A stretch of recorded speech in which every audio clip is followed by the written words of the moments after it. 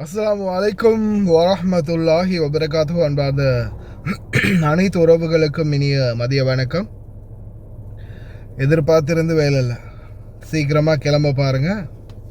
குறைஞ்சது ஒரு வருடம் ஆகலாம் அப்படின்னு சொல்கிறாங்க. ஈரானுக்கு எதிரான தேசிய அளவிலான சிவில் விமான போக்குவரத்து மையத்தோடு இணைந்து ஈரானுக்கு எதிராக வழக்கு தாக்கல் பண்ணியிருக்கிறாங்க குவைத்துடைய சிவில் ஏவியேஷன்.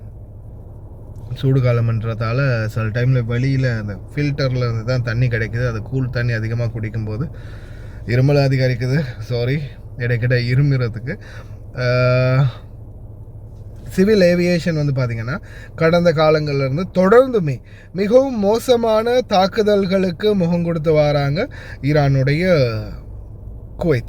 அதாவது இந்த சூழல்ல இது தொடர்ந்து இரண்டாவது முறை பாரிய தாக்குதலும் 6வது முறையாக அதுக்கு தேவையான அனைத்து அம்சங்கள் மீது தாக்குதல். அதாவது இந்த ஆயில் டேங்க், அதே மாதிரி அது ஃபியூல் டேங்க், அதே மாதிரி சில இடங்களில், முக்கியமான இடங்களில், சிவில் ஏவியேஷனுக்கு சொந்தமான இடங்களில் தாக்குதல் நடத்தினதும், அதோடு இணைந்து விமான நிலையம் மீது மாபெரும் தாக்குதல் 2. அதாவது ஆரம்பத்தில் ஃபஸ்ட்டு தரமாக முதலாவது தாக்குதல், மறுபடியும் பார்த்திங்கன்னா அது 2வது முறை வந்ததும் எஃபெக்ட் இல்லை. முதலாவது முறை தான் மிகப்பெரிய ஒரு எஃபெக்ட் அடிச்சிச்சு. அதுக்கு பிறகு பார்த்திங்கன்னா இப்போ ரீசனபிளாக தாக்கினது தான் பெரிய ஒரு தாக்குதல். அப்போ இந்த நிலைமையை மிகவும் கண்டிப்பதாகவும் கண்டனத்தை தெரிவிப்பதாகவும் அதற்கு பார்த்திங்கன்னா ட்ரான்ஸ்லேட் பண்ணியே சொல்கிறேன்.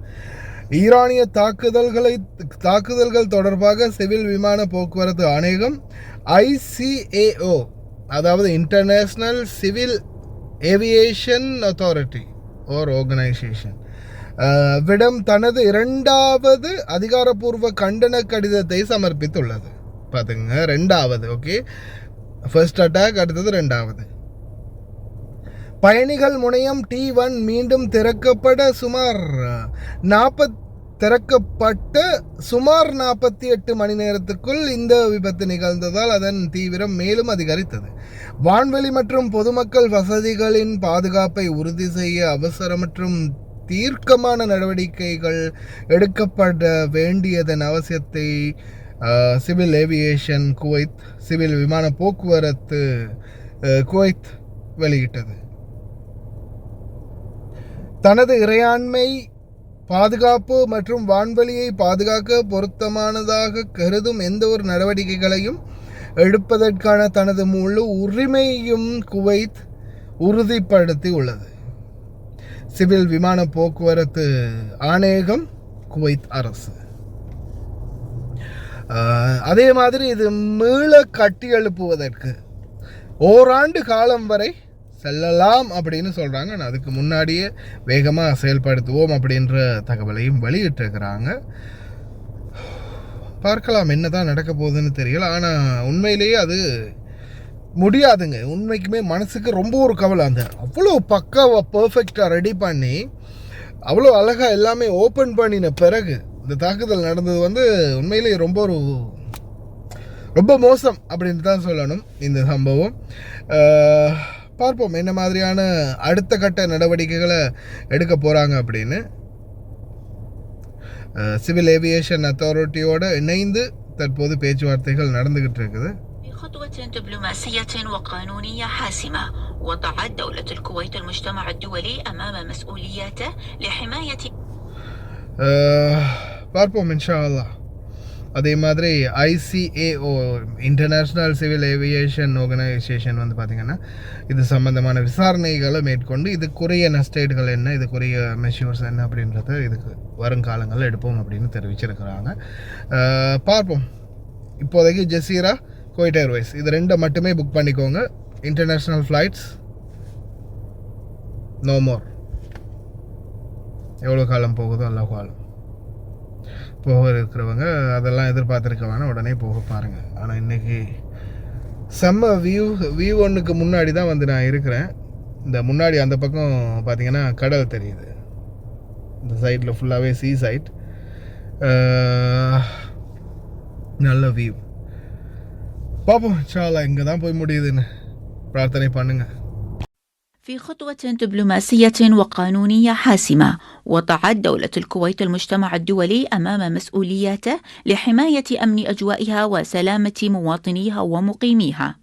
رسالة احتجاج رسمية ثانية سلمتها دولة الكويت إلى منظمة الطيران المدني الدولي إيكاو لتوثق الانتهاكات والاعتداءات الإيرانية الآثمة التي طالت سيادتها من خلال انتهاك مجالها الجوي ومرافق مطارها الدولي، وما ترتب على ذلك من تداعيات خطيرة على سلامة وأمن الطيران المدني.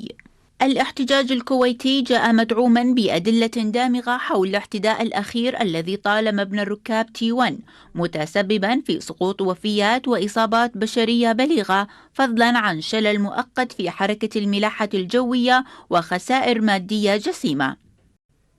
وأوضح البيان الذي أصدرته الهيئة العامة للطيران المدني أن خطورة الحادث تتضاعف لكونه وقع بعد نحو 48 ساعة فقط من إعادة افتتاح مبنى الركاب T1 واستئناف حركة الرحلات الجوية للشركات العربية والأجنبية عقب استكمال أعمال إصلاح الأضرار وإعادة تأهيل المبنى المتضرر من الاعتداء الأول الذي تعرض له المطار على يد العدوان الإيراني في 28 من فبراير الماضي.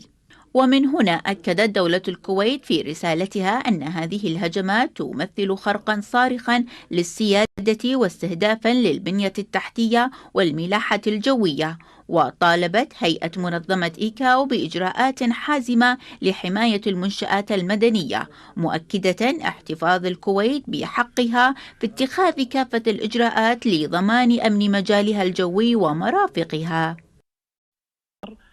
وصار أي إجراء للإجلاء أو الإيواء يتبعون الإرشادات ويعطون فرصة للفريق أن يساعدهم بسلاسة وبسهولة.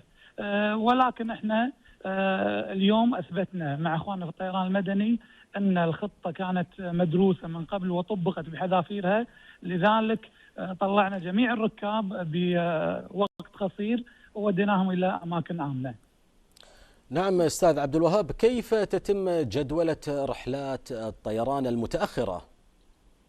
احنا أول ما جانا الموافقة أو جاتنا الموافقة من الهيئة العامة للطيران المدني، احنا كنا اوريدي قاعدين نعيد جدولة الرحلات تحسبا لقرار الاستئناف، فأجلنا الرحلات وأعلنا في وسائل التواصل الاجتماعي وعن طريق الويب سايت مالنا أن نتأمل من الركاب اللي مصرين على أن يسافرون بهاليوم يكونون متواجدين قريبين، لأن راح يكون الإعلان يعني في وقت قصير أن نعيد جدولة الرحلات.